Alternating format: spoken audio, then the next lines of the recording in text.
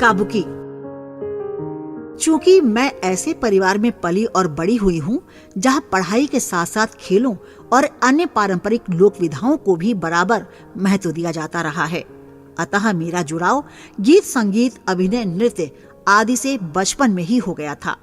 यही कारण है कि किसी भी देश में या यूं कह ले कि किसी भी यात्रा में मेरा मन तब तक अपने को अधूरा ही मानता आया है जब तक कि वहाँ की विशेष लोक कलाओं से मेरा परिचय न हो जाए।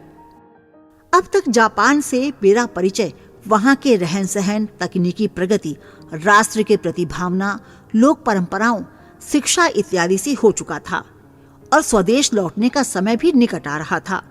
फिर भी न जाने क्यों यात्रा में कुछ अधूरापन सा महसूस हो रहा था।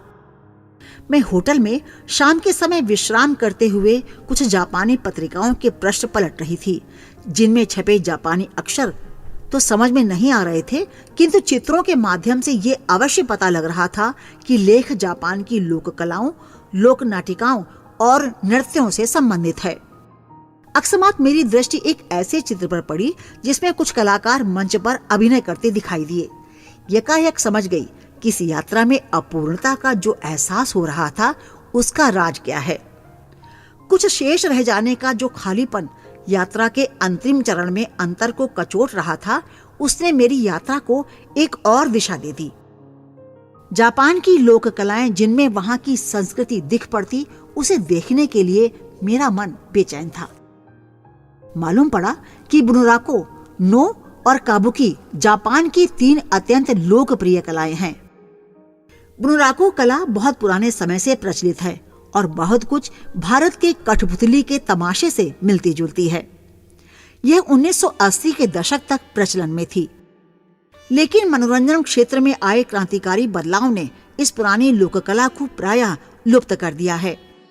हालांकि गांव और शहरों में आज भी जन्मदिवस पर तमाशे के रूप में बच्चों के मनोरंजन हेतु ऐसे आयोजन किए जाते हैं। काबुकी देखना औसत व्यक्ति के लिए भले ही आसान ना हो, लेकिन बुनुराको एवं नो नाटिकाएं देखकर बच्चे बूढ़े सभी आनंदित होते हैं। बुनुराको कला प्रदर्शन में कुछ वादक हाथ से ढोलक पर थाप देते हैं। यहाँ बुनुराको संगीतबद्ध होता है, चाहे बौद्ध धर्म से संबंधित कोई कथा हो या एक सामाजिक परिदृश्य। दर्शक उसमें डूब जाता है।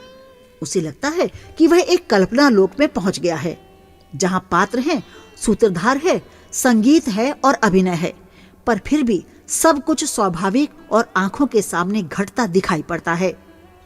जापानी कठपुतलियां 2 प्रकार की होती हैं, पुरुष और स्त्री। कठपुतलियां जिनमें स्त्री कठपुतलियों का केवल सर होता है तथा शरीर का निचला हिस्सा किमोनो वस्त्र से ढका होता है। टोक्यो में बुनुराको बड़े शौक से देखा जाता है। बुनुराको बौद्ध धर्म से प्रभावित होता है। जापानी लोक कलाओं में ये प्रचलित परंपरा है जो वहां के नो नाटकों में देखने को मिलती है, जिसे बुना कहते हैं। पारंपरिक नृत्यों की प्रस्तुति शिंतो शैली पर बनाए गए रंगमंच पर ही होती है। तबले जैसे पारंपरिक वाद्य एवं बांसुरी की संगत में प्रस्तुतिकरण होता है। इस कला में अभिनेता दर्शकों से सीधा संवाद स्थापित करते हुए दर्शकों के बीच तक भी आ जाते हैं। शिंतो परंपरा और बौद्ध धर्म का प्रभाव बुनुराको और नो में स्पष्ट दिखाई देता है। ऐतिहासिक, धार्मिक एवं सांस्कृतिक सभी पक्षों पर आधारित कहानियों में युद्ध प्रेम, धार्मिक लोक कथाएं, भूत प्रेत की रोमांचक गाथाएं सभी कुछ सम्मिलित होती हैं। नाटक अपनी धीमी गति से चलता रहता है और दर्शक उसका एक अंग बन जाता है। जापान की तीसरी और अत्यंत लोकप्रिय कला है काबुकी।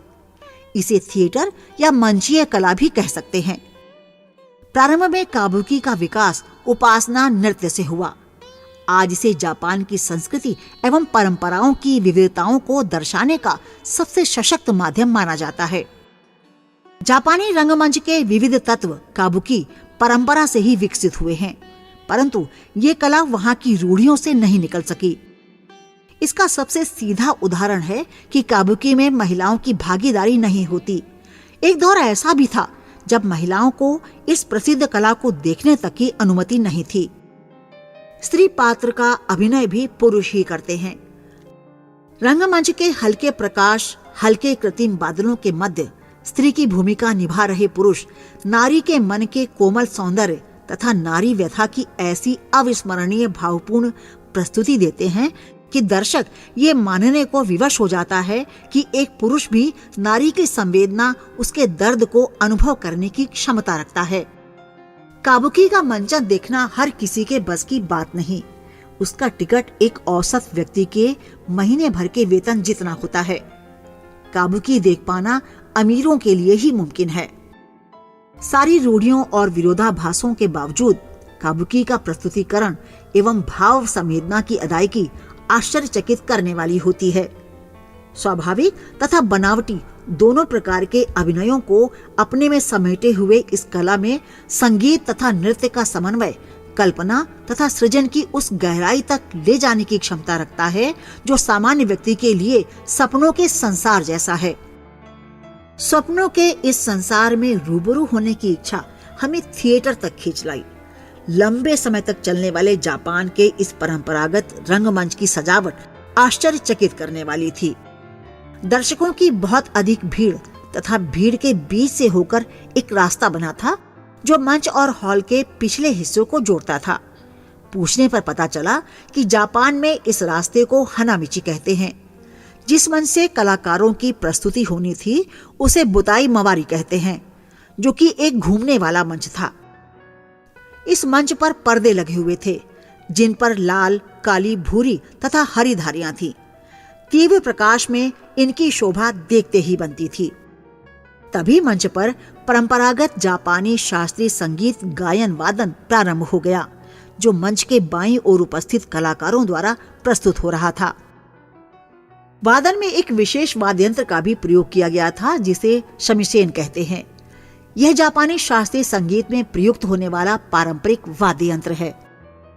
अभिनेताओं के प्रवेश की सूचना दी गई और इसके साथ ही शुरू हो गया अभिनय और नृत्य से भरपूर काबुकी का मंचन।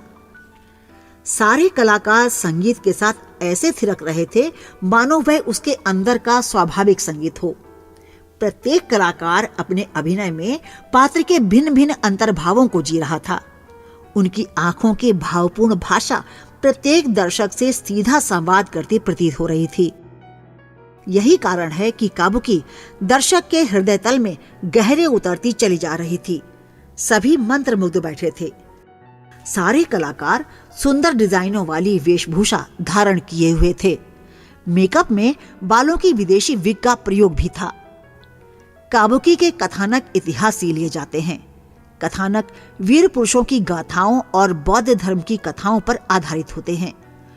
कुछ नाटकों में नृत्य की प्रधानता रहती है तो कुछ में संगीत की। कहीं नाटक में संगीत और नृत्य का अद्भुत संयोजन देखने को मिलता है। बुनराको, नो और काबुकी की बात करते हुए मुझे बचपन में देखी गई रामलीला और कठपुतली के तमाशों की याद आ गई। कितनी उत्सुकता रहती थी कैलाश मंदिर या परेड ग्राउंड में होने वाली रामलीलाओं को देखने की, जहां शाम के 6 बजते ही हम भाई बहन की टोली चल पड़ती थी कैलाश मंदिर की ओर रामलीला देखने को। हमारे बचपन की रामलीला में पुरुष पात्र ही नारी पात्रों की भूमिका अदा करते थे। दबंग आवाज में राधे श्याम रामायण के पात्रों द्वारा बोले गए वाक्यों में सम्मोहित करने की शक्ति रहती थी। इसी प्रकार कठपुतली का खेल देखना भी हमारे मनोरंजन का एक साधन था। बाद में तो रामलीलाओं और कठपुतली के खेल के मंचन में बहुत बदलाव हुआ।